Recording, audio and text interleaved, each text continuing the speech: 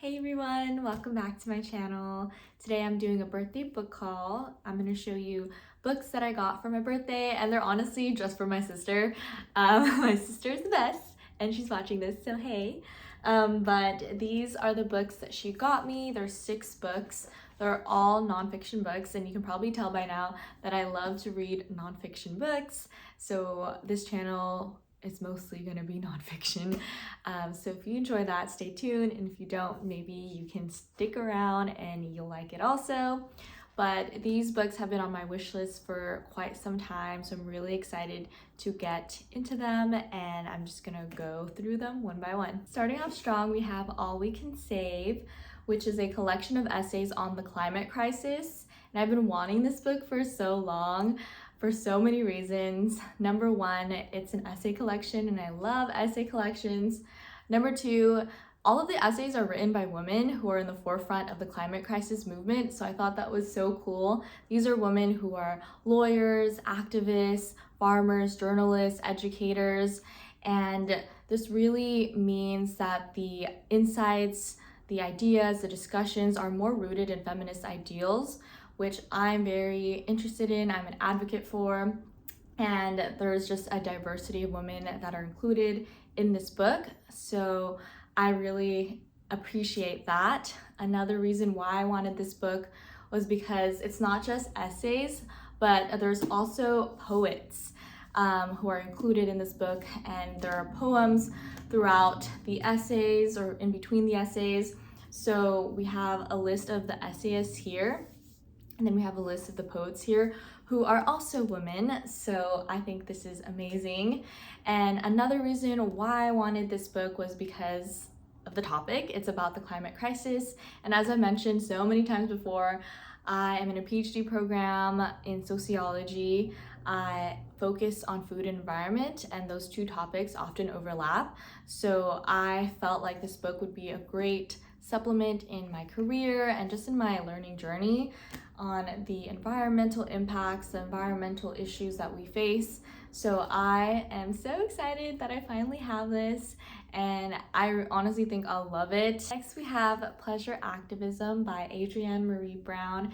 I'm pretty sure she wrote the book Emergent Strategy. I don't know which book came first, but I've definitely saw this book and the other book, Emergent Strategy, in the bookstores, on the displays a lot of times. And the main reason why I wanted to get this book was because a lot of people were recommending it to me on social media. They would comment on my posts and say, you should read Pleasure Activism, it's really good. Or they would recommend listening to the audiobook format. So I was really intrigued. And I also thought the title was very interesting. I don't really know much about this topic, so I am excited to learn more. But basically, based on the title, I thought it was gonna connect acts of activism and liberation with pleasure. So discussing those two main topics, and it says right here, the politics of feeling good. And in the back, she asked 2 questions. How do we make social justice the most pleasurable human experience? How can we awaken within ourselves desires that make it impossible to settle for anything less than a fulfilling life? So she coins this term pleasure activism, which is rooted in a lot of Black feminist ideals and tradition. So I'm really looking forward to that. And I just don't know much about the topic. So like I said, I'm pretty intrigued and I'm really excited to learn more. So the sun is coming and going. It's definitely gonna affect the lighting throughout this video, but I have my ring light on. Also, I'm using it for the first time for this video because it was pretty dim earlier, pretty gloomy and cloudy, but it just kind of bothers me that the lighting is changing. So I just wanted to kind of warn you. I'm sure you might not care, but anyways, let's go on to the next book, which is Pedagogy of the Oppressed by Paulo Freire. So I read portions of this book already in a previous class last year. My fridge just turned on and now it's making noise. Well, it was on the whole time, but I think it's creating ice right now. But anywho, I'm getting sidetracked. But this book is basically about the oppressed, oppressors. It's about liberation. It's about education as a practice toward freedom and cultural action. And pedagogy at its core refers to an approach to teaching. It refers to theories and practices of learning.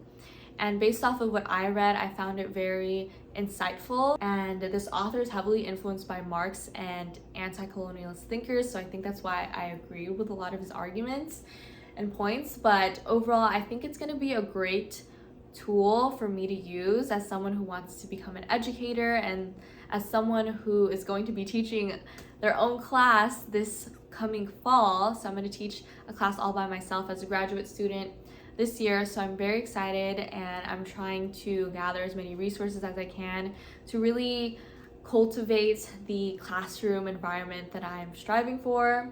But basically, the main argument based off of what I've read so far, the different sections of this book, is that we shouldn't just dump a bunch of information into students' minds. We really need to cultivate more of a dialogue between teachers and students to facilitate critical thinking. And I am someone who despises things like standardized testing.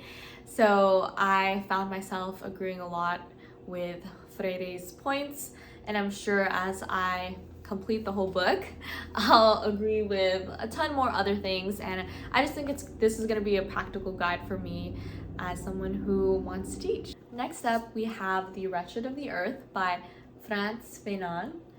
And I'm struggling pronouncing this name, so if you know the actual pronunciation, let me know. It's because I read a chapter of this in class and everyone was just saying it differently, but I'm pretty sure it's Frantz Fanon, or is it Fanon?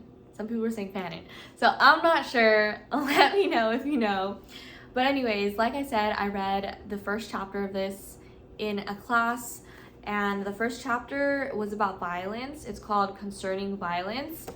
And he basically argues that the colonizers have taught and showed the people they've colonized the path to liberation, which is through violence. So he's basically saying that in order to achieve liberation and freedom, there needs to be violence, and not many people are gonna agree with that. But he makes really, really brilliant points, and he writes this very passionately, at least based off of the first chapter that I read. He was very passionate in his writing, and Fanon, I don't know. He basically is a key figure in revolutionary struggle and colonialism and racial difference in history. So his work, particularly this one, has made a lot of impact. This book also covers topics like nationalism, imperialism, and cultural inheritance. So if any of the things that I've said piques your interest, this is probably a book that you want to read. And for me, at least, I am looking toward implementing a decolonial framework in my research. So I think this book will be very, very beneficial for me in my time at grad school and once I get my degree and start cranking out those papers. The next book is called Asian American Histories of the United States by Ceniza Choy. And this book is pretty self-explanatory. It's about the history of Asian Americans. So it goes into migration, labor, and community formation in the US. And I wanted to read this book because I'm Asian American, I'm Filipino, I was born in the Philippines, and I am excited to read this because when I was looking at the table of contents, there's a chapter on food, and it's called The Faces Behind the Food, and I think that's going to be really interesting as someone who studies food.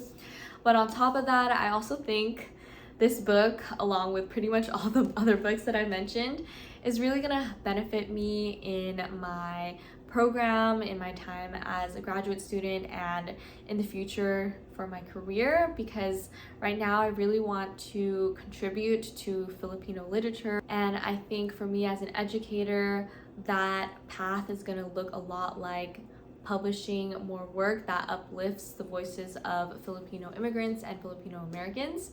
So I am looking forward to reading this. The last book is The Power of Your Subconscious Mind by Joseph Murphy.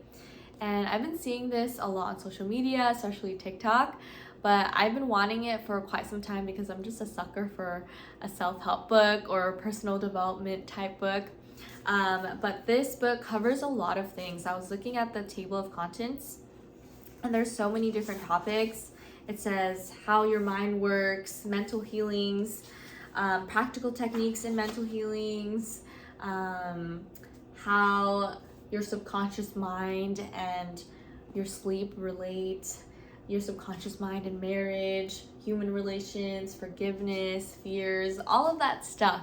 There's so much in this book already. I feel like it's going to be a very interesting read because it covers such a variety of topics. Basically, I just am in that era of my life where I really want to invest in myself and improve myself and to grow. So I feel like this is the type of book that my mind is just gravitating towards. So I am excited to read it. So these are all the books that I got for my birthday from my sister. I'm so grateful for her and to have these books. And I'm not sure what my next video is going to be. So just stay tuned, and thanks for reaching the end of the video. I'll see you next time. Bye!